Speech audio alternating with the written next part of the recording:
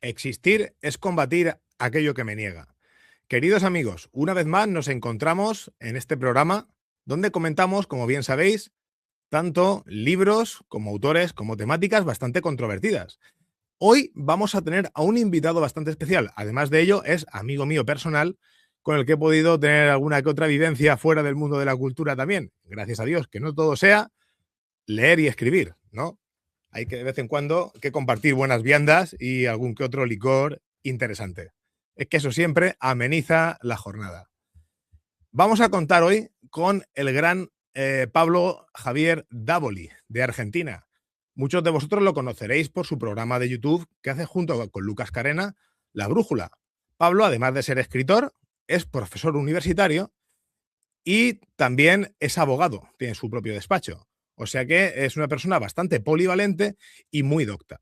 Hoy, ¿qué nos lo trae aquí? Pues básicamente este bastante peculiar libro que tenemos, que es El Leviatán y el Imperio Dormido, que tiene prólogo de nuestro también buen amigo José Luis Jerez Riesco. Un libro que es bastante intenso para unas 200 páginas que tiene.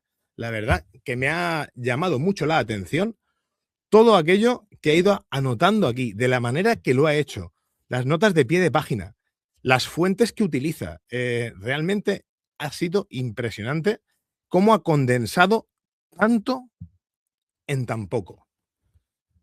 Al final, no se resume que esto sea un libro, sino que es una gran obra. Y es tan grande esta obra que realmente no vamos a tener un solo programa para hacerlo. Vamos a destinar una primera parte de 3 programas. Y esa es la primera parte. Luego, en principio, habrá un cuarto programa más, junto con otro invitado, también que viene por la casa, para terminar de condensar lo que el libro dice. Dicho esto, no quiero decir que no haya que comprarse el libro, porque muchas de las cosas que vamos a tratar aquí son de las que no salen en el libro. Es una avanzada más que hace falta para comprender lo que en el libro se está exponiendo en todo momento. Así que, sin más preámbulos, llega el momento de entrar en el programa. Caballeros, bienvenidos una vez más a La Hora de Polemos.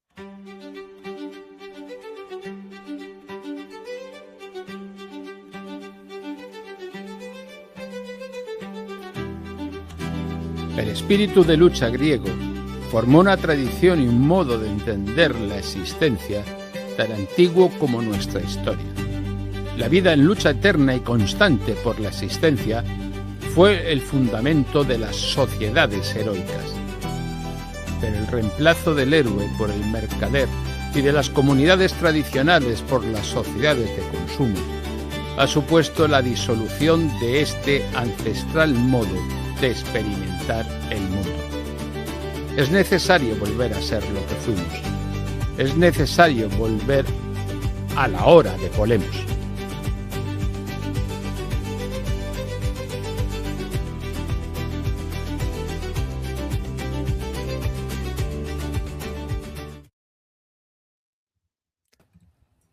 Pablo, qué bueno tenerte por aquí, amigo mío.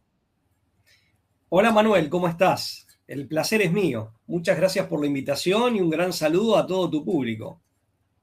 No, la verdad que el agradecido soy yo por tenerte aquí, porque la verdad que una persona tan docta como tú y que además sabes moverte muy bien en los canales de YouTube, que estás muy ocupado, que siempre tienes la agenda bastante llena y además si no te robo yo el espacio, te lo roba otro amigo por ahí o Lucas Carena, pues dejarte un huequecito para estar con nosotros, la verdad que se agradece mucho.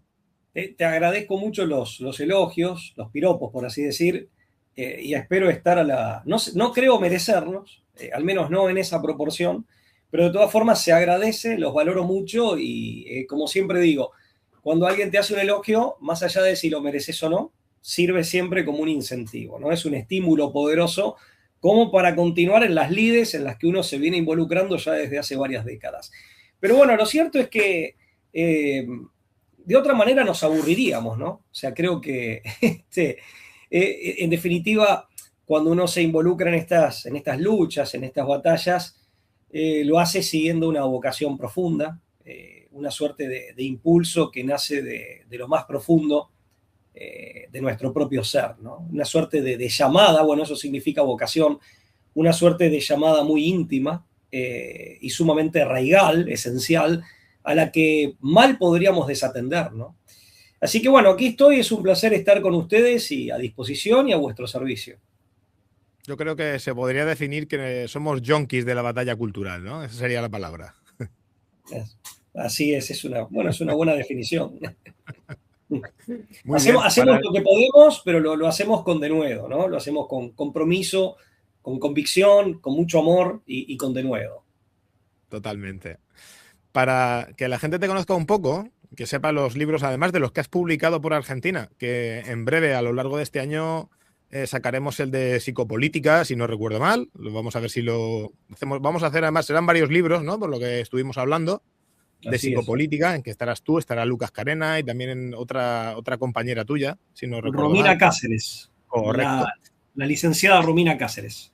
Correcto. Entonces, además de eso, tú ya con nosotros has publicado 3 libros. Hoy vamos a tratar uno. Bueno, hoy y en los próximos 3 programas más que haremos, vamos a tratar el mismo. Vamos a analizar lo que sale ahí. Como bien he dicho en la introducción, no es que vayamos a desmembrar el libro, sino que vamos a hablar de lo que hay más allá de ese libro, porque si no la gente pues no se compra el libro. Y lo suyo es que se lo compre, que estudie el libro como yo lo he estudiado, ¿vale? Para luego sacar las conclusiones y poder indagar más y generar esa investigación que realmente hace falta en el campo tan amplio que es el Leviatán, realmente, el campo del Leviatán. Para que la gente vea un poco lo que has sacado con nosotros publicaste con nosotros ya en el año 2020, sacamos este controvertido libro, ¿vale? COVID-19, incógnitas, certezas y posibles soluciones, ¿vale? Seguidamente a esto, como hubo tantos avances en el tiempo sobre lo que fue aquel experimento social y demás, se publicó este libro, este librito pequeño también. Y este también ha gustado bastante por tal como le das el enfoque que le das al mismo. Y el que vamos a comentar hoy, que es este. Correcto. Así que es. Piedra sobre mi tejado, después de haberlo estudiado bien, la portada no le hace justicia para mí, no le hace justicia a la obra. Creo que tendríamos que haber estado más atinados. Esto fue una idea que me facilitaste tú. Pero yo, después de haber analizado el libro, la verdad y haberlo estudiado a fondo, no le hace justicia. El libro merece algo muy por encima. La verdad que ya conforme vayamos sacando los temas, la gente entenderá por qué digo yo esto. En fin. Es cierto, o sea, es una etapa que insinúa al menos parte del mensaje del libro, una parte importante del contenido, pero para mí pero ciertamente es parcial. Sí. Es la parte 2. Es la parte 2, que es donde, que es a partir del capítulo 3, que es el Imperio de las Españas, ¿no? Que es la parte que ya trataremos más adelante con otro invitado nuestro, que tú conoces. Así es. Pero para mí no se puede hacer un libro enfocado en una parte del libro, sino hay que darle una visión más global, ¿no? Y por supuesto haberla hecho un poco más atractiva, pero hasta que no me he metido a estudiar el libro, no he sido capaz de, cuando estuve maquetando el libro por encima, lo leí por encima y demás, pues me pareció bien la portada, ¿no? Pero bueno, con críticas constructivas siempre a mejorar, faltaría más. Por supuesto, y son bien recibidas, son bienvenidas. Aparte, estoy de acuerdo, es cierto, es un libro que, insisto, o sea, insinúa o refleja bien parte del mensaje, pero no la totalidad del mismo. Lo que pasa es que lo definiste bien, es un libro de condensación. Y debo serte muy honesto, aparte es anecdótico, es una anécdota interesante para compartir. Este libro nace de unos apuntes que confeccioné para una conferencia en la ciudad de Buenos Aires que finalmente no dicté. O sea, me habían invitado a... Perdón, estoy diciendo mal. Sí, la conferencia sí la dicté.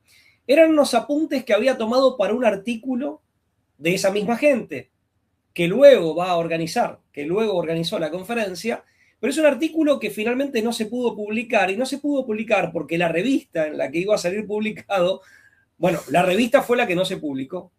Esa revista nunca logró hacerse. Entonces, quedaron esos apuntes ahí dando vueltas y, bueno, fui completándolos y, bueno, y finalmente todo derivó o quedó condensado en este libro. Pensé que ibas a decir que la revista te prohibió publicarlo. No, porque era un grupo de jóvenes que, con mucha energía, con mucho entusiasmo, pero bueno, se habían desorganizado, habían tenido algunos desacuerdos entre ellos y finalmente es un grupo que se disolvió, ¿no? Pero bueno, ahí habían quedado los apuntes y, como te decía, los fui completando, los fui rellenando y bueno, todo esto tuvo su desenlace en este libro. Muy bien, pues si te parece, Pablo, vamos a arrancar con la entrevista. Y voy a arrancar leyendo una parte de aquí del libro de nuestro amigo José Luis Jerez Riesco, que hizo el prólogo, ¿vale? Y de ahí partimos.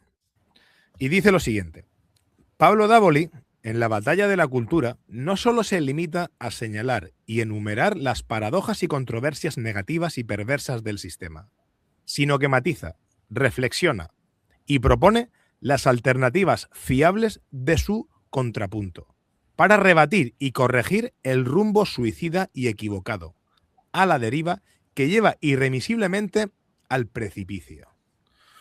No se conforma con diagnosticar el pavoroso mal de nuestros días, sino que pondera las pautas, las definiciones fundamentales, el tratamiento revitalizador, las decisiones sustanciales y apremiantes para contrarrestar la influencia contraproducente de esos superiores desconocidos que son para él y para cualquier buen entendedor perfectamente identificados e inequívocamente reconocidos.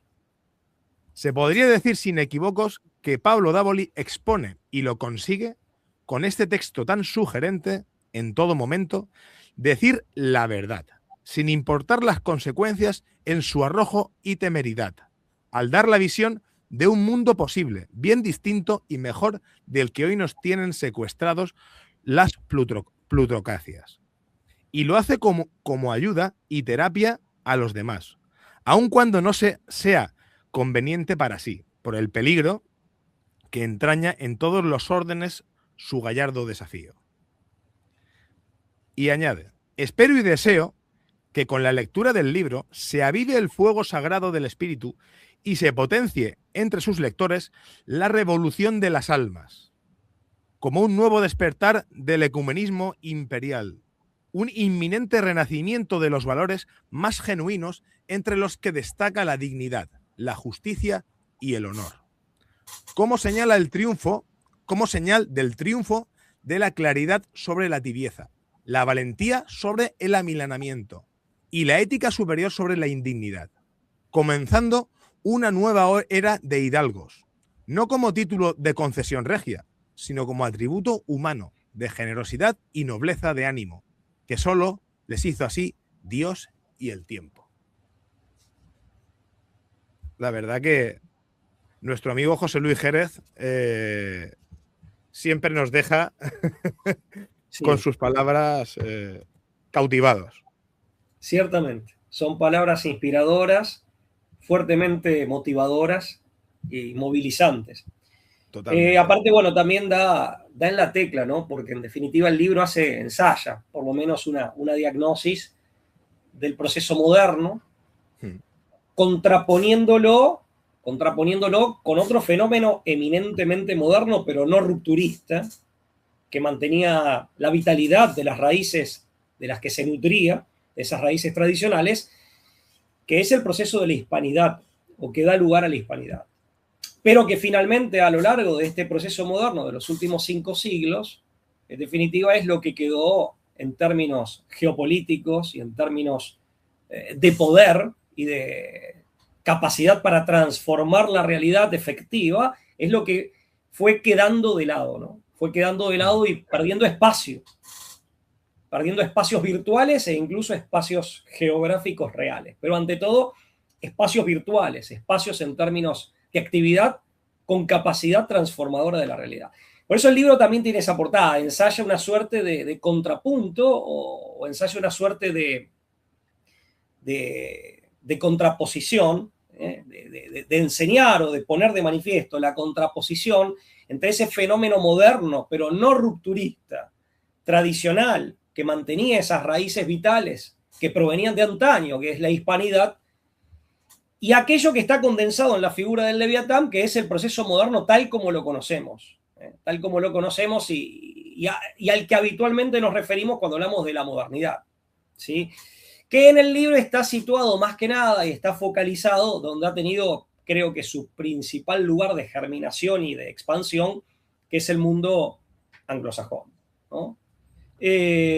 Aunque esto ciertamente es una observación de carácter flexible, que también, como decía el doctor Jerez Riesco, admite muchos matices, reconoce excepciones y sobre todo, digamos, sí, sobre todo hablamos de tendencias generales.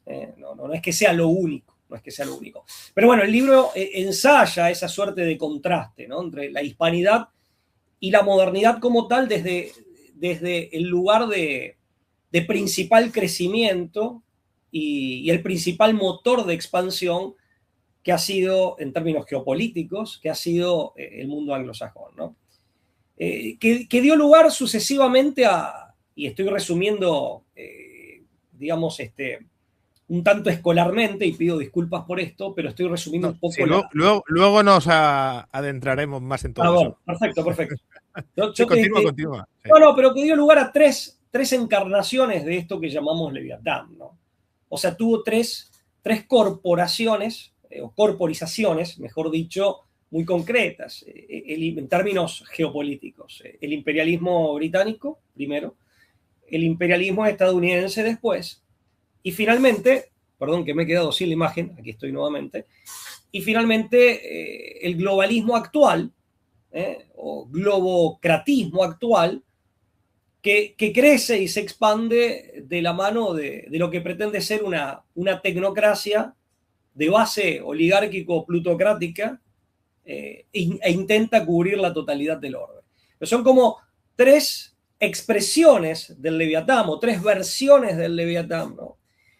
Siempre insisto, hablando a grandes rasgos, y nuevamente creo que es importante insistir en eso, y el libro insiste en esto, sin desconocer matices e incluso excepciones, que las hay y que son importantes, ¿no?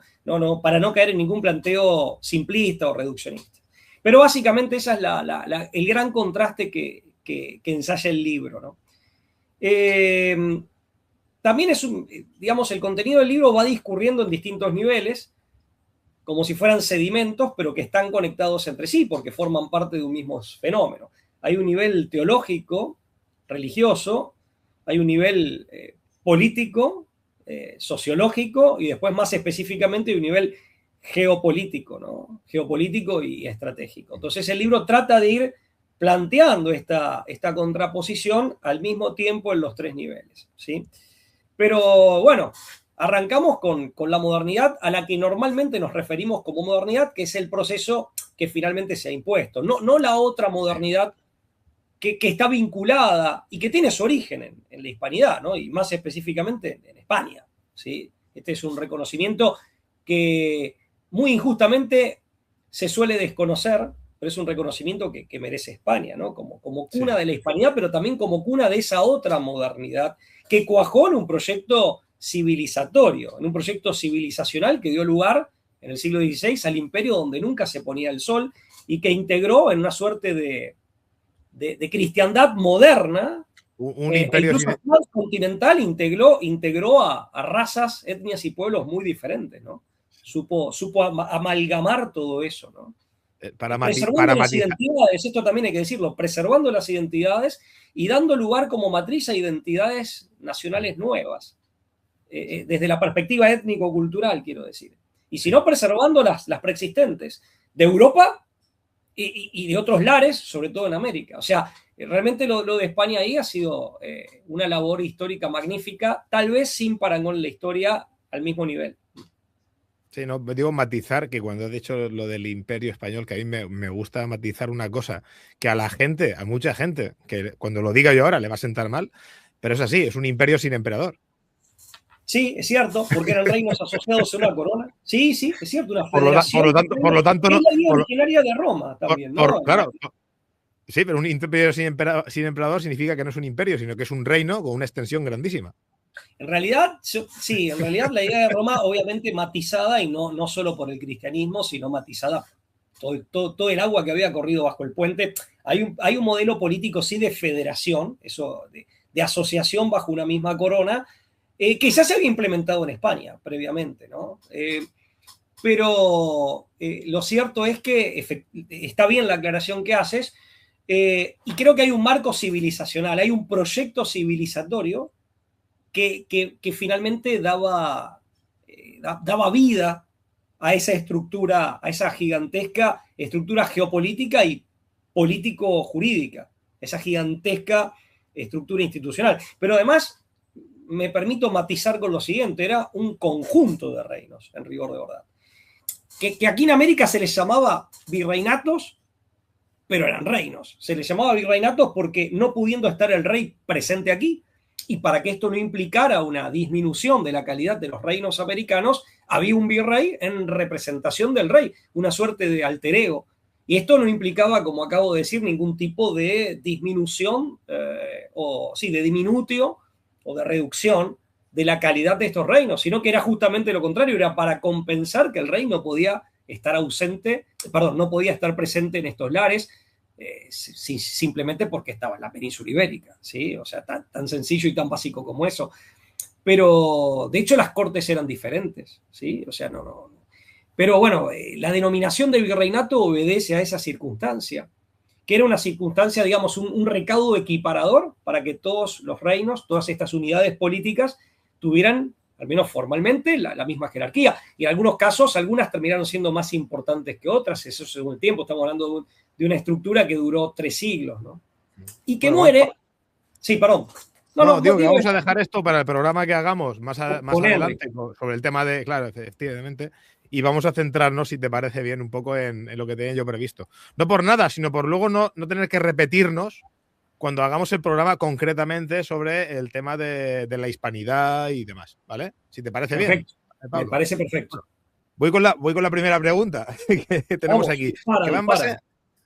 Va en base a lo que estábamos hablando de la modernidad, de esos 3 principios que has dicho tú, ¿no? Has hablado de, por una parte, el imperio anglosajón, por un lado, lo que es Inglaterra, el Reino Unido, el imperio británico, por un lado, luego cuando pasa a la esfera estadounidense, y la tercera etapa, que es la globalización en base a la posmodernidad y demás, ¿no? Entonces, la pregunta que te iba a hacer es, para ti, ¿cuál es el culmen del proyecto moderno de pseudocivilización que quieren crear?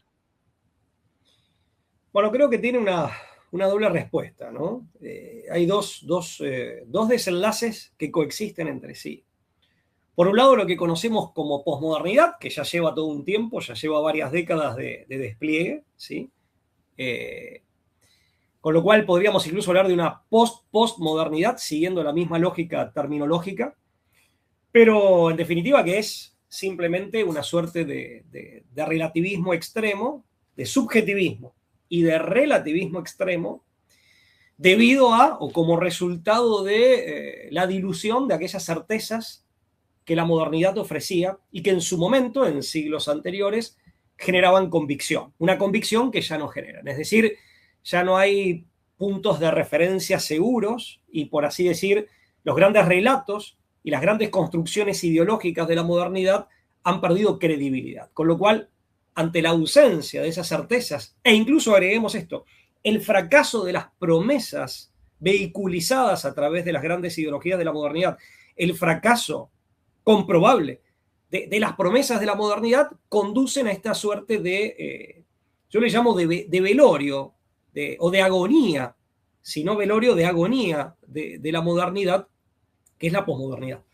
En donde lo que impera, lo que cunde es un subjetivismo explícito y en su máxima expresión, y también el relativismo, ¿no? Es una era o una etapa eminentemente sofística. Eso por un lado. Es la etapa también del pensamiento débil, justamente, que es declarar la incapacidad para reconstituir, o mejor dicho, reencontrarse con certezas que finalmente nos sirvan de puntos de referencia seguros respecto de nuestra mirada y nuestra comprensión del mundo.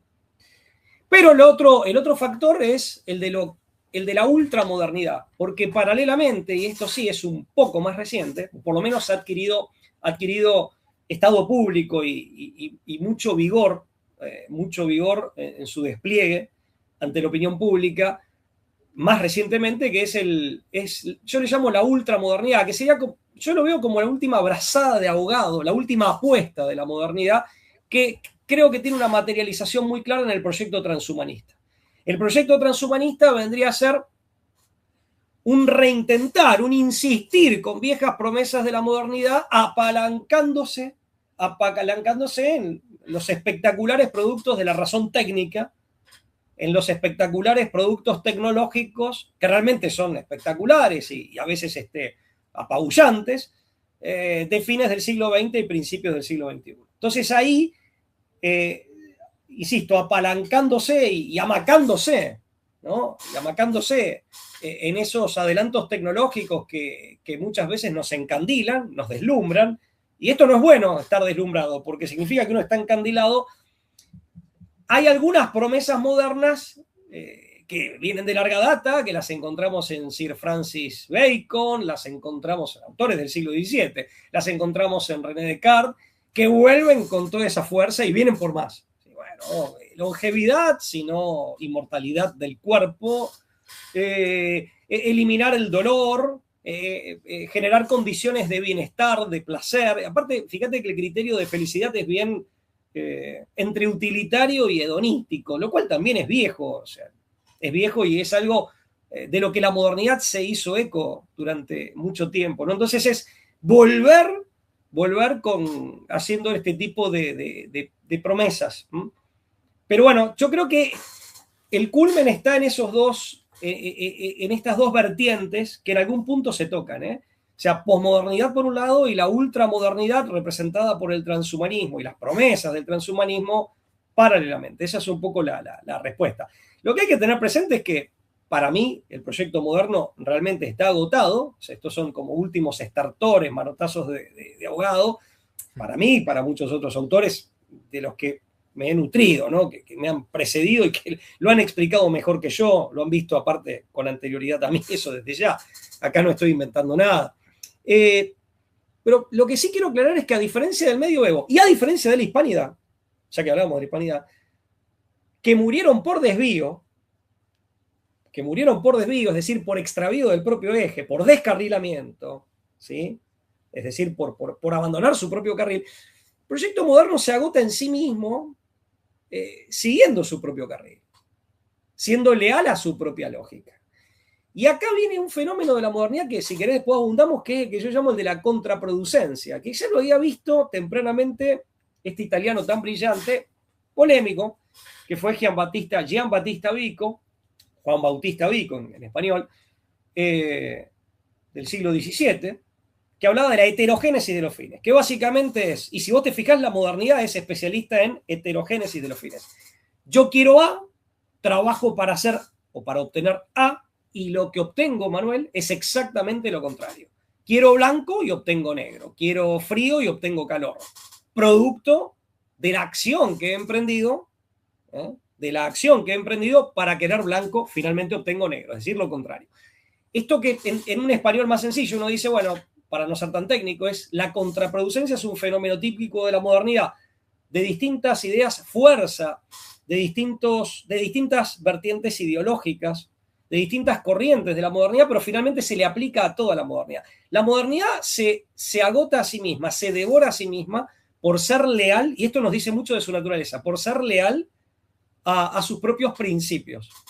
No es lo del medioevo, ni es lo de la hispanidad, que se agota, que fenecen o perecen, o por lo menos quedan relegados, podemos discutir si es una extinción definitiva, ¿sí? O quedan relegados, pero por apartarse de sus propios principios. Es completamente diferente.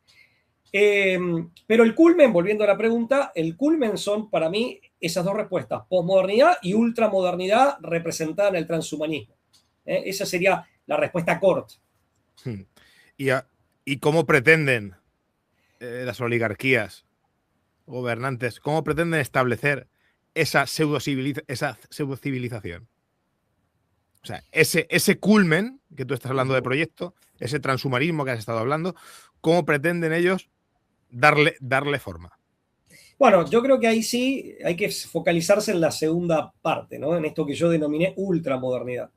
En esta suerte de nueva apuesta, porque la posmodernidad es un efecto no querido de la modernidad, no buscado. En cambio, insistir en viejas promesas con el arsenal tecnológico de hoy, sí es algo buscado deliberadamente.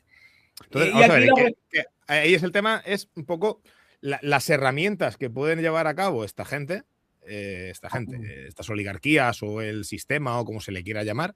¿Qué herramientas consideras tú que puedan utilizar para llevar a cabo dar esos pasos? Porque está claro que tú has mostrado, el culmen lo acabas de comentar, ¿no? Pero debe haber unas herramientas para llevar a cabo ese culmen. ¿Cuáles son las que tú consideras? ¿Qué pasos están dando? Hay varias, muy parecidas entre sí o conectadas entre sí, que se amalgaman, se articulan entre sí, o sea, son utilizadas en forma conjunta y sistemática, pero que podríamos resumir en dos grandes vertientes conectadas entre sí, biopolítica y psicopolítica. Y esto se puede hacer gracias al arsenal tecnológico de nuestra época, y se puede hacer eficientemente, pero por sobre todas las cosas, vos dijiste oligarquías, ¿no? Y yo aclararía dos cosas. Previo a oligarquía. Digo oligarquía por nombrarlo de alguna manera. De alguna manera, pero de alguna manera que tampoco estoy hablando de una.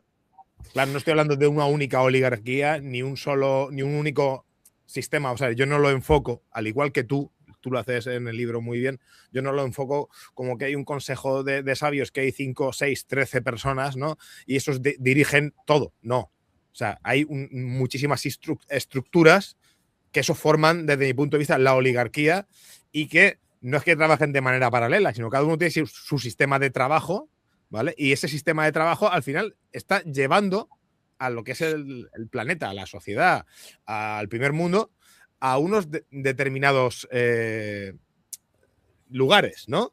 Porque estemos escuchando, por ejemplo, en España, lo mismo que se escucha en Chile, lo mismo que se escucha en México o en la República de Sudáfrica, al final hay una monopolización de un discurso establecido, y detrás de ese discurso establecido o de esa agenda, un discurso con una agenda, hay muchísimas estructuras detrás. Unas se llevan bien con otras y otras son antagónicas a las otras. Pero cuando hablo de oligarquía, al final me refiero a todas esas estructuras, por ponerle algún matiz o algún nombre, ¿no? Porque hay mucha gente que habla el sistema, ya, pero ¿qué sistema? ¿Sabes? Cuando habla. Exactamente. Entonces, efectivamente, por eso te he hecho el matiz. Sigue, Pablo, por favor. No, está perfecto. Y no está mal que lo digas, porque de hecho creo que es así, con toda esta matización y esta aclaración más que pertinente. Creo que esa es la mirada más realista.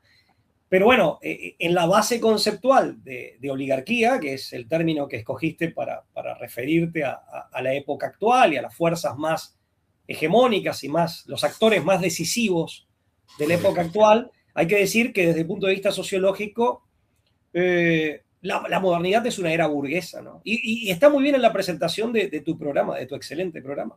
Sí, bueno, la figura del mercader que ha desplazado a la del santo, a la del héroe, ¿sí? Incluso a la del prócer, o sea que a la del sabio. Entonces, estereotípicamente es una era burguesa desde el punto de vista sociológico. Es lógico entonces que los regímenes políticos se oligarquicen en el sentido clásico, pero quería hacer un matiz también, o agregar el propio. En este momento, y producto digamos, del proceso moderno, que es, entre otras cosas, puede ser visto como un proceso de desenganches, de desembragues, ¿sí? La moral se desembraga de la religión, la política se desembraga de la moral, la economía se desembraga de la política, y finalmente las finanzas se desembragan de la economía real, para aclarar mejor los términos. A caballo de esto podemos decir que la oligarquía de hoy es plutocrática, que es la peor de las oligarquías. Es la más parasitaria y la más cruel. y es la más desvinculada incluso de la economía real. Porque oligarquías ha habido muchas, ¿sí? A lo largo de la historia, incluso en la modernidad. O sea, puede ser una oligarquía de terratenientes, de hacendados, puede ser una oligarquía de industriales, como pasó con el capitalismo industrial, pero finalmente se llega y sigue la lógica de estos desembragues en los que se sintetiza todo el proceso moderno, que es una gran revolución, en realidad. Eso lo veía tanto Gramsci como Donoso Cortés, ¿eh? O sea, más allá de la ponderación que cada uno hacía desde su perspectiva ideológica. Pero, en definitiva, lo que hoy tenemos es una oligarquía especulativa usuraria, ¿sí? Que es la plutocrática, en términos clásicos también del término, que es la plutocrática. Por eso digo, si voy a lo conceptualmente, antes de tu manera de referirte muy realista, que hablaste de oligarquía, decir, bueno, antes es porque es una obra burguesa, eso está en la base. Pero ahora agreguemos esto. Dicho esto, está el poder del dinero.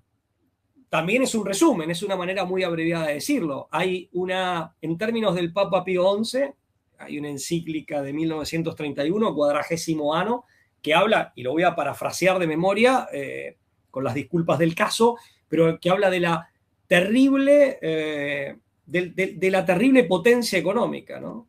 Que habla de la dictadura económica, que en definitiva denuncia, no es que habla, denuncia, sí, habla denunciando, ¿no?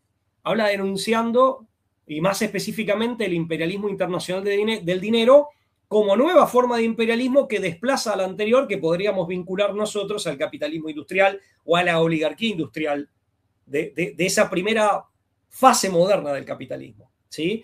Que es la que abarca las dos revoluciones industriales. Pero Pío XI en 1931 habla abiertamente de imperialismo internacional del dinero, un nuevo tipo de imperialismo, y en definitiva, en ese nuevo tipo de imperialismo es donde se termina de culminar el proceso de concentración económica. Bueno, respondiendo a tu pregunta, biopolítica y psicopolítica se pueden motorizar primero por el gran despliegue tecnológico, pero segundo porque hay una hiperconcentración de recursos económicos desde eso que Pío XI llamó imperialismo internacional del dinero, que permite disponer de ese arsenal e incluso secuestrar el proceso de avance científico e innovación tecnológica a su propio servicio. O sea, en ese sentido, eso es lo que permite motorizar las estrategias de biopolítica y de psicopolítica que finalmente permiten vehiculizar y tratar de ir plasmando en la realidad de los hechos esta suerte de ultramodernidad que como proyecto se está instalando. Y después, bueno, lógicamente, condiciones que se han generado. O sea, no quiero descartar también la eliminación de sucesivos, lo voy a decir en términos por ahí un tanto teológicos, de obstáculos. O sea, esto tampoco se ha podido hacer de un día para el otro. O sea, si aplico la teología cristiana, tengo que hablar del catejón, ¿no? Que es una idea con la que trabajó mucho Schmitt. Es el único, obviamente. Carl Schmitt. Se han eliminado los catejones, se van rompiendo. Catejones son barreras que hay, que subsisten, algunas muy imperfectas, algunas muy imperfectas y muy cuestionables, pero que tienen todavía una base, pese a sus imperfecciones y deformaciones, mantienen una base positiva, una base recta en términos profundos, una base justa, de justicia, pero en el sentido de la diké griega, que es el sentido de justicia, digamos, es con lo que Dios ordena el mundo entero, la realidad entera. La diké no es solamente la justicia entre los hombres, sino es esa justicia, esa armonía por orden que hay en el mundo entero. Bueno, hay todavía valladares, vallas, que funcionan como catejón, que impiden que esta gran revolución se vaya expandiendo libremente, pero que se han ido rompiendo, ¿no? Y algunos son catejones polémicos incluso, muy imperfectos y polémicos, pero bueno, ustedes en Europa lo han padecido, han sido el epicentro de 2 guerras mundiales. Bueno, o de una guerra de 30 años. Bueno, previamente, ¿no? Entonces... No. Yo es que hay todo un trabajo digamos, de rompimiento, de rupturas, sí. En realidad las 2 guerras mundiales, que en realidad, según los que saben de historia en serio, no es más que una misma guerra.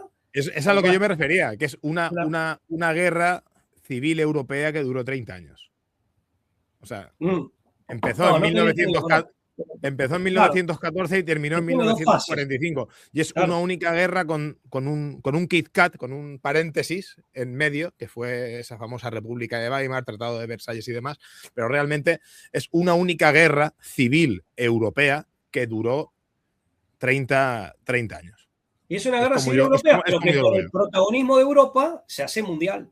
Pero lógicamente, Claro, porque claro, Europa tiene totalmente. una centralidad como actor protagónico. Ahora, fíjate que, bueno, es un tema interesante, ¿no? Pero si uno lo analiza, esto mismo por sí solo deja en claro, pero si vamos más atrás, se van rompiendo vallas todo el tiempo, se van rompiendo vallas. Y ahí vuelve esta idea también de la modernidad, aprovecho para decirlo, lo citábamos a Donoso Cortés, lo cité a Gramsci, como un gran proceso revolucionario que va teniendo etapas. Y esas revoluciones cada vez van deformando más las estructuras sociales, pero aparte van deformándolo más al hombre. Nos van deformando antropológicamente, ¿sí? Antropológicamente. O sea, en lo que... Por eso también esto puede triunfar en la medida en que los hombres seamos reducidos, seamos deteriorados, nuestras sociedades políticas, nuestras comunidades organizadas política y jurídicamente, se vayan convirtiendo en una suerte de sombra de sí mismas, y esto en América, en Europa, en Asia, en África, en todos lados. Los pueblos se vayan desdibujando, vayan extraviando se vayan alienando de sí mismos, vayan extraviando su propia identidad. Las instituciones se van no solo deformando, invirtiendo, que es la principal deformación cuando se invierte y es el paso previo a la destrucción, y el hombre se reduce. Hay una frase del libro, que en realidad es un discurso, cuando terminó el Congreso de Filosofía de 1949 en Mendoza, la República Argentina, del general Juan Domingo Perón, que hablando de los totalitarismos hablaba de la insectificación del hombre. Que los hombres quedamos miniaturizados, quedamos, usando esta expresión del general Juan Perón, quedamos insectificados. Bueno, estos proyectos solamente pueden prosperar en la medida de que nosotros quedemos reducidos a esa triste condición. Sí, es lo que decía Julius Evola, que vivimos en el quinto estado, que es Claro. el de los hombres hormiga. El de los hombres hormiga. Y aparte, previamente decía que el hombre moderno era un hombre roto. Hablando de eso, es una frase, Sí, una expresión de Ébola que a mí me llamó la atención cuando la leí hace muchos años atrás. Un hombre roto. Un hombre que está roto y está desordenado. El quinto estado, si no recuerdo mal. En una entrevista que le hice hace poco le hice a Guillermo Masarellano, yo hablé del cuarto estado, pero porque me equivoqué. Pero era el quinto estado, que es el aspecto económico, está abajo del todo, dentro de lo que son los estados, ¿no? Que hablaba, ¿no? El sabio, el guerrero, el quinto estado, el último, o sea, el menos importante en la sociedad tradicional es el estado de la economía. Eso es lo menos que el problema es deformación. Y eso se ha invertido totalmente, está totalmente invertido. Entonces ahora mismo estamos con la hegemonía del quinto estado, que es el que domina, y por lo tanto es la sociedad del hombre hormiga. O sea, en la cual nosotros ya no somos los consumidores como tal, le comentaba yo a Guillermo, sino que nosotros somos el producto en sí. Así del es. Estado. No somos el consumidor, no somos, porque siempre nos han vendido, sobre todo tiempo atrás, que vivimos en la sociedad del consumo. No, somos el producto. Nosotros no somos los consumidores, no somos si acaso los consumidos. O sea, somos el producto de la sociedad del quinto estado. Somos esos hombres hormiga. Y como diría Miguel Serrano, ¿no? Que hablaba de la sociedad de golems, ¿no? De robots. Sí, porque hay una suerte de usura, y fíjate que no en vano es el imperio de la usura. Ya hablaremos de la hidra mundial, recién decíamos de la oligarquía. Es la siguiente pregunta que te voy a hacer. Si quieres, te la hago y prosigues, porque vas por ahí. Entonces, claro, la pregunta que te iba a hacer era ¿cómo opera el entramado económico-financiero global? Al que también le llamas tú la hidra mundial. Sí, la expresión, sí. La pregunta venía justo ahora. Es que. Bueno, estamos en consonancia, cuasi telepática. Mirá, a ver, la expresión no es mía, de hidra mundial, es de un profesor francés, François Morin. El libro es de 2015 y de hecho se llama La hidra mundial, el monstruo plutocrático. Y lo cierto es que, bueno, a grandes rasgos, él presenta un poco al profesor Morin, ¿no? El profesor Morin ha sido profesor en la Universidad de Toulouse y ha sido miembro de la junta directiva del Banco de Francia, ¿sí? O sea, es un hombre que conoce, es un insider del mundo financiero y bancario, doctor en economía él, lógicamente. Bueno, entonces sabe de lo que habla, ¿no? Tiene experticia en ese campo. Y Morin, a grandes rasgos, lo que plantea es que hay 28 grandes casas bancarias interconectadas entre sí a través de sus paquetes accionarios y de los personajes que integran sus juntas directivas, es decir, sus boards de dirección, pero sobre todo a través de sus paquetes de las tenencias accionarias que tienen, digamos, gravitación de controlantes. Y estos 28 bancos que están interconectados trabajan en colusión, ¿no? Trabajan en colusión. Y para dar dos datos puntuales de los muchos que da Morin, hay que decir que entre ellos controlan, o sea, esos 28 bancos controlan el 90% de los activos financieros del mundo entero, en un contexto, y esto es preciso aclararlo, en un contexto en donde esos instrumentos financieros superan varias veces la producción de bienes y servicios de la economía real. O sea, estamos en un mundo donde estos activos financieros están, digamos, existen en sobreabundancia o con sobreabundancia. Bueno, en un contexto así, ellos controlan el 90% de los activos financieros de este mundo hiperfinanciarizado, pero además tienen como patrimonio propio más de 45.000, esto en 2015, esto se ha agudizado en los últimos 10 años, más de 45.000 billones de dólares, eso es lo que tienen calidad de activos de su propiedad, superando la deuda pública de 200 países, la deuda pública sumada de 200 países, en un mundo también que, conforme lo admite el propio Banco Mundial, está hiperendeudado. Pero 200 países son todos los países. Prácticamente.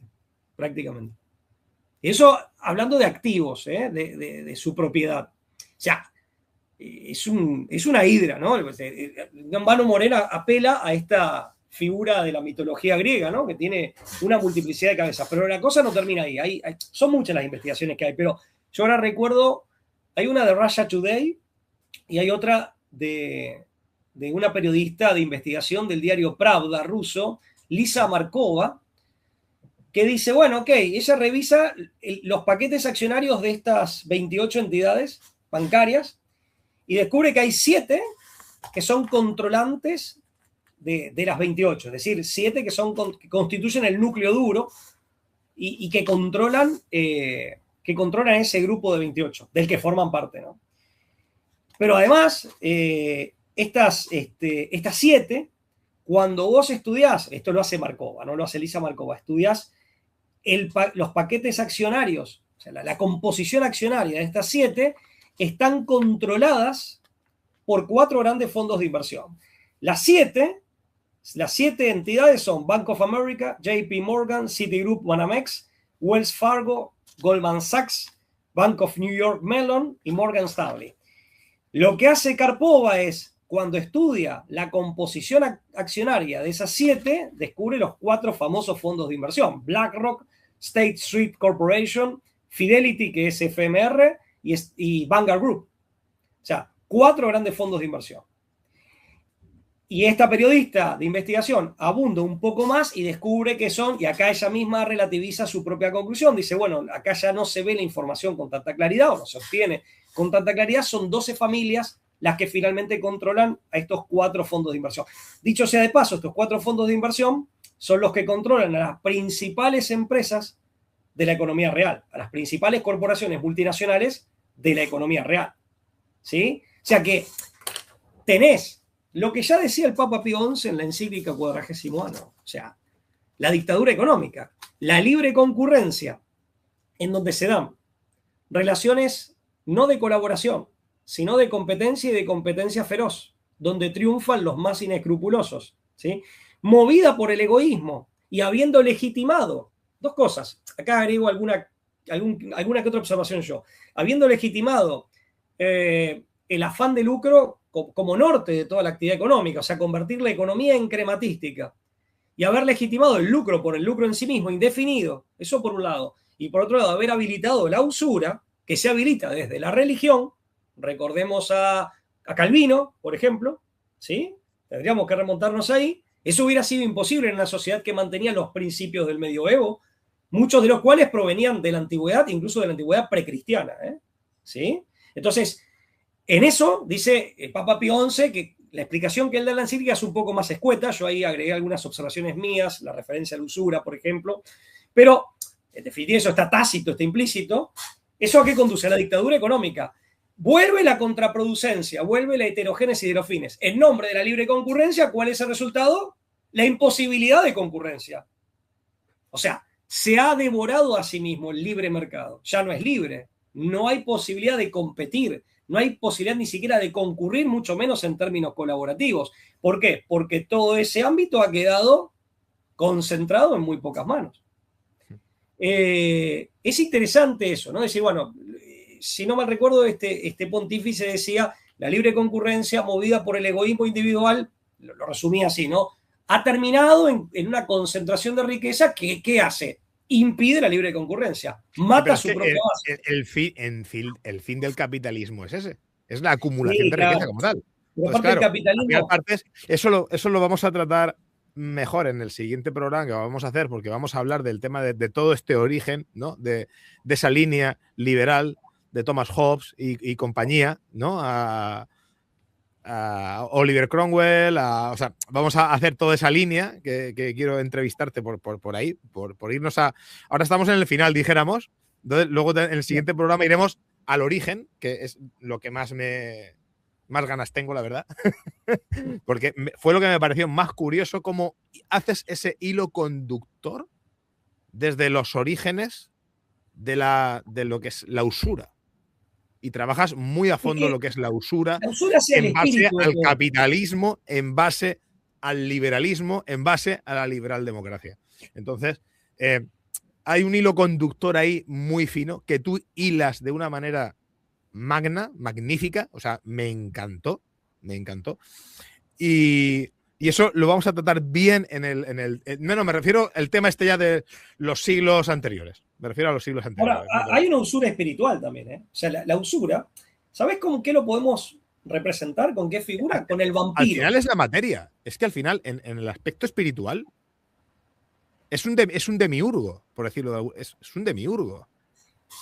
Sigue. Y es interesante la figura del vampiro. Y fíjate que nuestra época se caracteriza, y por eso hicimos el enganche, lo hiciste tú, en realidad, lo hiciste vos. Está la usura de la economía, la usura en el plano material y de las actividades materiales del hombre, la usura en la economía, que finalmente mata a la economía, la parasita y la mata, pero hay una usura moral, hay una usura emocional, hay una usura que justamente nos convierte en productos y en productos que son descartables. Hay una usura que no solo nos esclaviza, sino que nos usa, nos cosifica, nos usa y nos desgasta, nos extrae la savia vital, como la usura lo hace con la economía. Por eso te digo que hay una lógica en distintos niveles. Podemos llamarle usura en un sentido amplio, más allá del plano eminentemente material económico, podemos, como patología de la economía aparte, pero podemos llamarle, si se quiere, vampirismo. En el fondo comparto contigo, ¿no? Tú hablaste de Miurgo, se puede hablar de algo demónico, pero en definitiva, sí, creo que la raíz última es esta. Y no en vano, autores que han sido materialistas en sus concepciones han sabido verlo. Incluso autores con los que yo tengo profundas disidencias, pero un hombre como Ernst Bloch, autor judeo-alemán de principios del siglo XX, y otro autor, digamos, muy cercano a él, Walter Benjamin, ¿sí? No son de la escuela de Frankfurt, son cercanos a la escuela de Frankfurt, pertenecen más o menos a la misma corriente. En 1921, de hecho, Benjamin escribe un libro, que en realidad es un artículo que se llama que el capitalismo es una religión. Postulan que el capitalismo en realidad debe ser visto como una religión. Lo dicen abiertamente.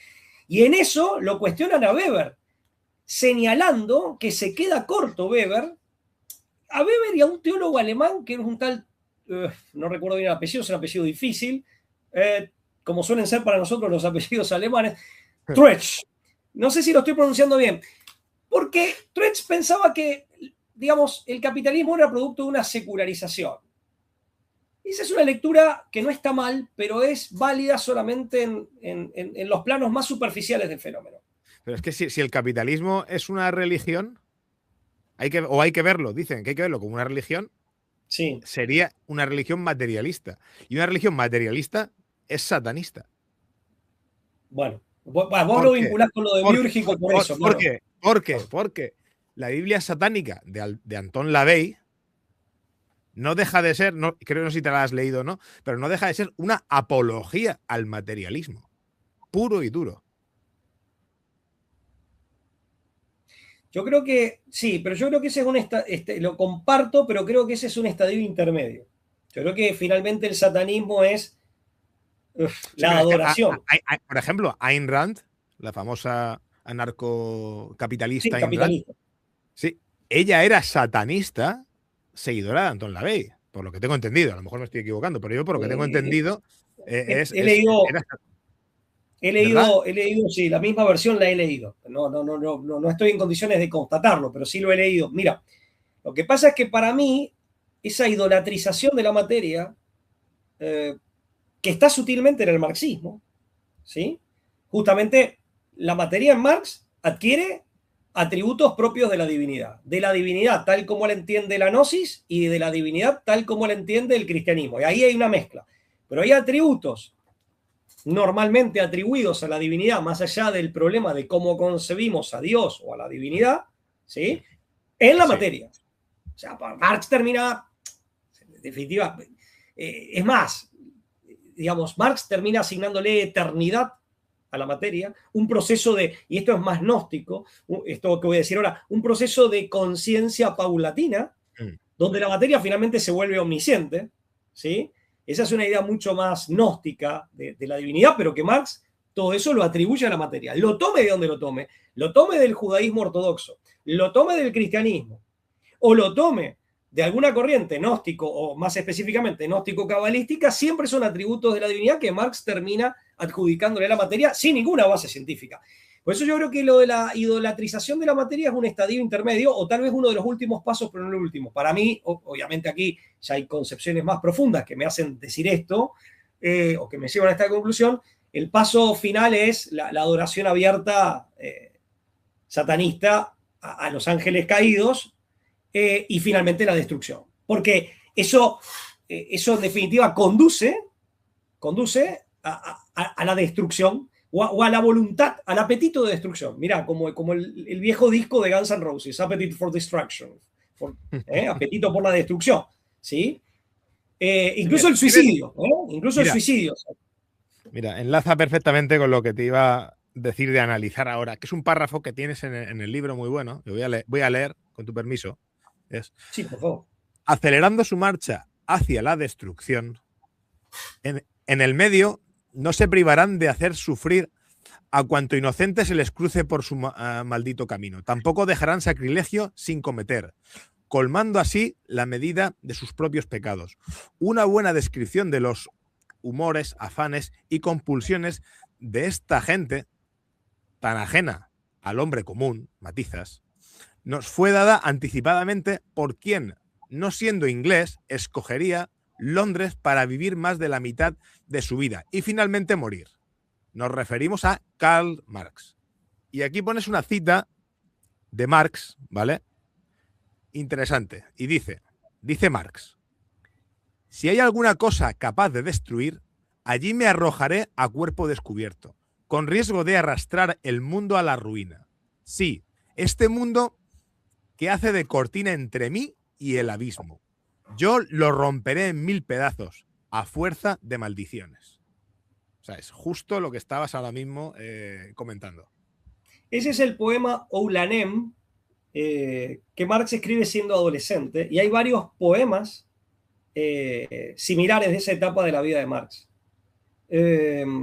Aparte, Oulanem siempre ha sido interpretado como una deformación del nombre adrede, del nombre Manuel, que es una forma de referirse a Jesucristo. Nosotros ya me han metido a mí por en medio. Ya me han metido a mí por en medio. ¿Cómo? Has dicho Manuel, ya me han metido a mí por en medio. No, claro. Es una No, broma. Emanuel, Emanuel. Es una broma. Bueno, sí, la he entendido, la he entendido. Pero resulta que sí, Marx, por lo menos en ese Marx joven, ¿no?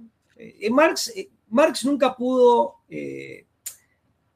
las huellas de ciertas creencias religiosas, y hay mucha mezcla ahí, pero las huellas de creencias religiosas aparecen todo el tiempo en Marx, ¿no? O hacen eco en la construcción ideológica de Marx.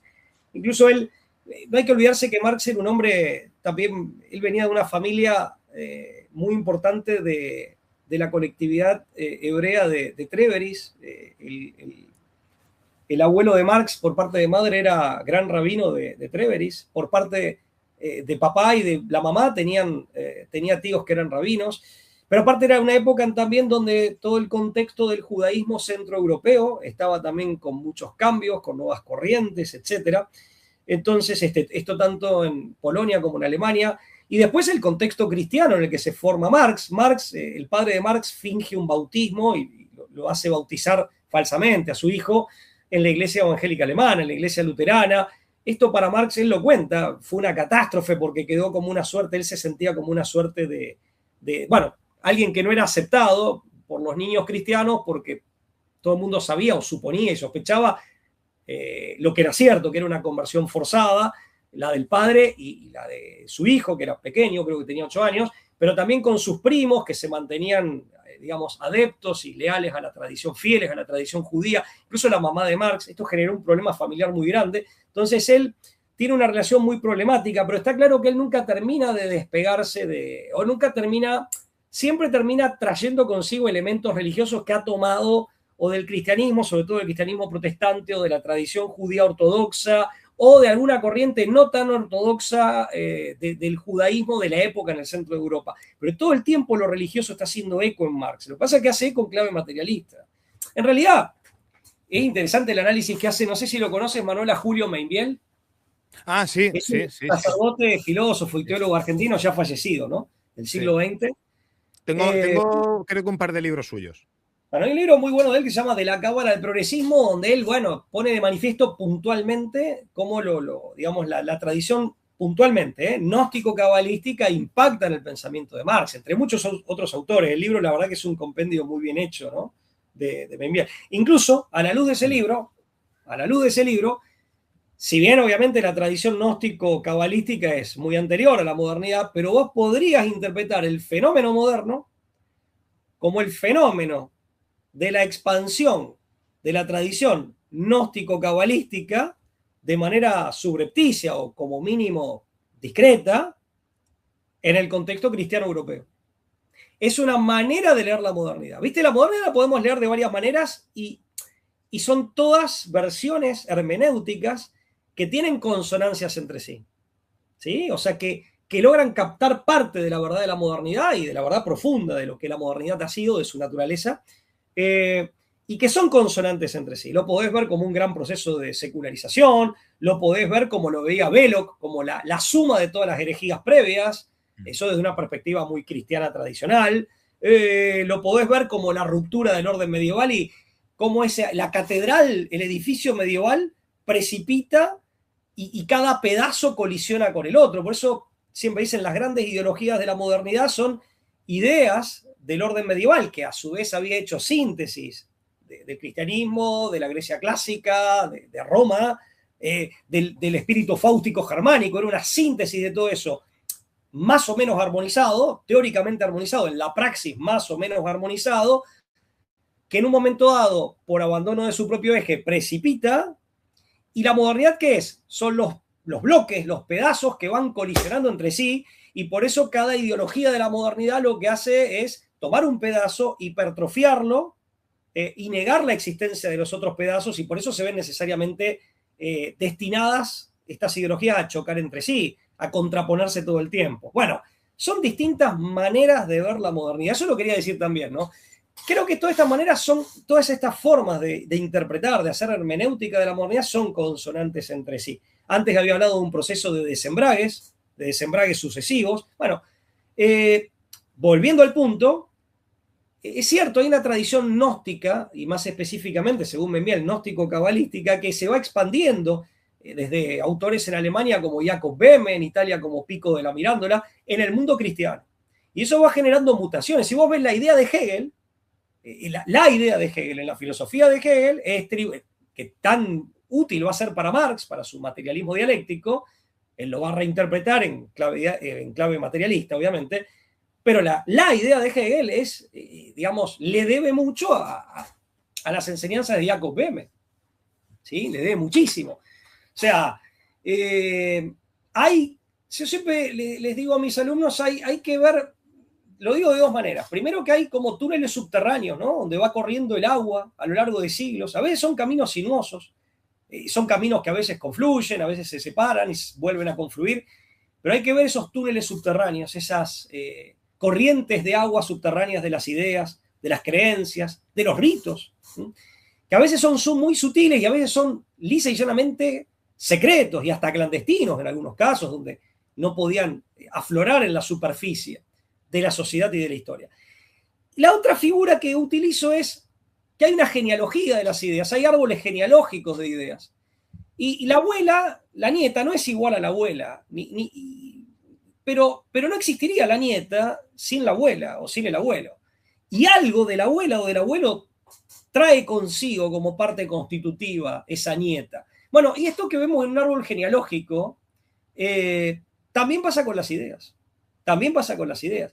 Cuando uno lo analiza así, puedes entender los procesos históricos creo yo que con un poco más de claridad, los puedo ver con mayor claridad y entender también el propio presente. Lo cierto es que este trabajo, lamentablemente, está hecho, porque no es que, por eso también quería matizar los elogios que me habías hecho y que yo recibí buena gana. Mira, uno no está inventando nada. Hay muchos autores, algunos son católicos, otros son cristianos pero no son católicos, otros no son cristianos, se identifican con alguna forma por llamarle de alguna manera, de neopaganismo.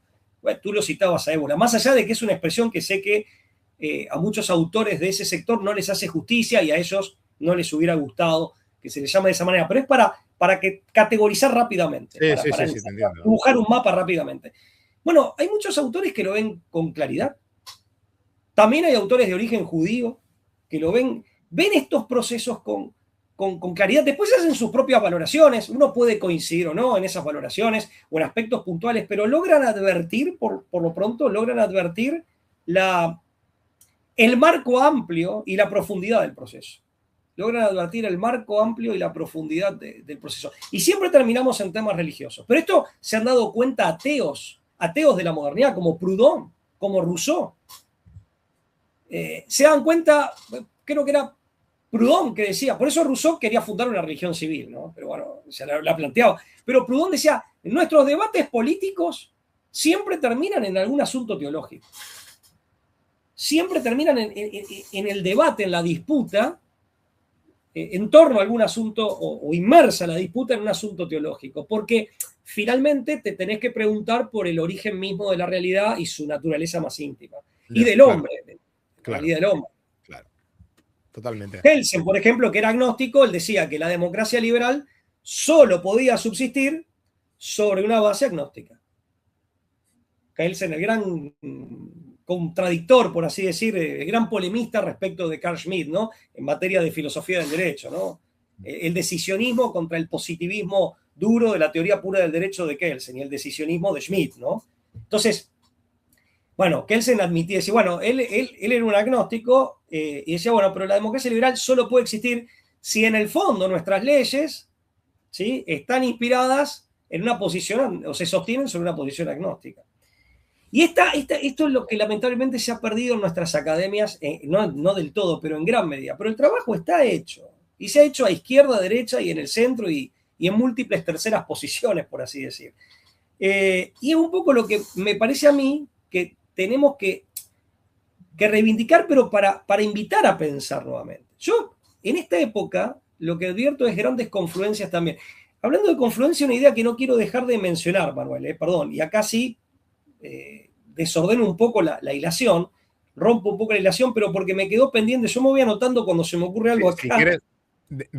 Vamos terminando si quieres con esto, porque el programa, Sí, como vamos a continuar, que tenemos que... Hay 2 programas más por delante, que no sé qué he dicho todo hoy y no tengamos para más programas. Entonces, bueno, una idea que en finaliza Argentina con esto puso, si te parece bien, Pablo. me parece, sí, sí, sí, perfecto. Una idea que acá en Argentina, por lo menos, un filólogo y filósofo también, el doctor Carlos Di Sandro, de la ciudad de La Plata, aquí en Argentina, que él la difundió en su momento, la tomó Perón, que la utiliza en el libro La Hora de los Pueblos, de fines de la década del 60, que es sinarquía, que es la idea de sinarquía, de sinarqué, que es la idea de confluencia. Confluencia de acciones, confluencias de corrientes, confluencia en el accionar de poderes, que es lo que tú decías. No es que es todo lo mismo, no es que es un conciliábulo de 10 tipos que se ponen de acuerdo en todo, ¿sí? Pablo, perdona que te interrumpa. En el libro que escribí junto con Ramón Irles, el de programación mental, el término que yo uso es el de sinarquía. Bueno, Justo bien. por el profesor argentino justo por ese profesor. ¿Lo citás a Disandro? Creo que en alguna nota de pie de página está, pero yo lo que es el término sinarquía es por la confluencia de poderes, por no saber decir, es que utilizar la palabra sistema, ¿qué sistema? ¿Qué? No, pues una sinarquía es una confluencia de poderes, ¿no? De oligarquías, de grupos de presión, de lobbies, o sea, al final es una confluencia de poderes, ¿no? Entonces nosotros utilizamos, Pero que Ramón y yo tienden utilizamos la naturalmente palabra a confluir. sinarquía. ¿Cómo? Salvo que tienden naturalmente a confluir, a veces por acuerdos deliberados, producto de una planificación estratégica. A veces, y acá me pongo hasta medio junguiano, aunque no necesariamente hay que serlo, inconscientemente, a veces por el peso de sus propios intereses y por, digamos, por la lealtad a principios que comparten. Entonces, finalmente confluyen sin proponérselo e incluso sin que opere ningún factor inconsciente, simplemente porque, desde el punto de vista praxiológico, obedecen a determinados intereses y parten de determinadas convicciones o concepciones que los hacen confluir. Y acá, desde el punto de vista teológico, y a veces, y acá me permito, amigo, agregar algo más, vamos, seamos claros, si los cristianos, yo soy católico, hablamos de un plan de salvación divino, bueno, pero no podemos negar que también hay un plan de antisalvación, ¿eh? No te esfuerces. Claro. Entonces, las coincidencias de la divina providencia, obviamente, la divina providencia se encarga de que, como dice Goethe, ¿no? Ese gran hombre que fue Goethe, cuando lo hace presentarse al innombrable, a Mefistófeles, dice, soy aquella fuerza que buscando permanentemente el mal, no logra sino el bien. Bueno, eso es por la divina providencia de Dios, ¿sí? Pero, como decía Diego Armando Maradona, y no quiero frivolizar la charla, el otro también juega.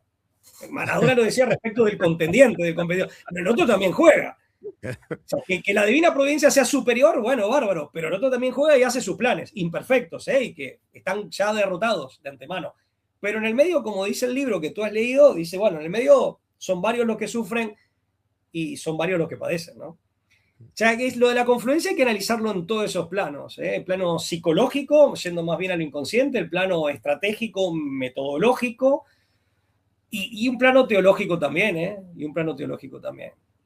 Después, desde la psicología junguiana podemos ver, Jung apelaba a veces a esa sincronía que parecen tener que parece haber realmente en el universo, ¿no? Y yo creo que pero a veces hay como una sincronía de fuerzas del inconsciente colectivo que hace que se observe la sincronía en el movimiento del cardumen, por ejemplo, ¿no? Es tan visible en los peces. Bueno, obviamente, hablando de seres humanos, no va a ser exactamente igual, pero como para tener un punto de referencia. Pablo, vamos a despedir el programa ya, que de 45 minutos que tenía que haber sido, nos hemos ido a 1 hora y cuarto. O sea que... Pero mira, que ni los argentinos ni los españoles somos tímidos al momento de hablar. Ese es el... No, eso está claro, eso está claro. Podemos meter también aquí a los italianos, que creo que son iguales. Sí, bueno, sin duda. Yo, a ver, lo quiero aclarar, yo de mis 8 bisabuelos tengo 6 italianos, así que imagínate. O sea que fíjate tú. Nada, Pablo, oye, vamos a despedir el programa. Muchísimas gracias por haberte tenido aquí hoy. Y nada, en breve grabamos el siguiente programa y continuamos con toda esta polémica. Voy a adelantar un poco las preguntas del siguiente programa porque siempre hay alguno que quiere saber de qué, no las preguntas, sino de qué vamos a hablar, ¿no? Entonces, vamos a hablar del movimiento Lolardo y la revolución del siglo XVI, ¿vale? Que llevó a la dictadura de Cromwell. Interesante. Como ya he estado comentando a lo largo de este programa, íbamos a retrotraernos, íbamos a irnos al origen de todo y iba a empezar yo, aunque no sé el origen, pero íbamos a hablar del movimiento Lolardo. Luego el concepto de Leviatán y a través de la figura de Thomas Hobbes, ¿no? Hablaremos también de masonería, templarios y la Banca de Londres. En fin, yo creo que masonería especulativa y sus orígenes, que va a sorprender a más de uno el tema de los orígenes, ¿vale? Y a ver, por aquí tengo algo más anotado. Sí, el modelo democrático liberal que conocemos, el tema de Estados Unidos, Francia y Reino Unido, pero sí, en base al concepto masónico. Y también tocaremos algo de esa impregnación de cabalismo dentro de la masonería. O sea, se va a centrar bastante en la masonería y en la alta finanza. Creo que va a gustar en sus orígenes, ¿eh? En sus orígenes, no actualmente. Entonces, nada, despedimos el programa, amigo mío, y nos vemos en breve. Un fuerte abrazo y Gracias. muchas gracias por haber Gracias y un fuerte estado. abrazo, Manuel. Cuídate mucho.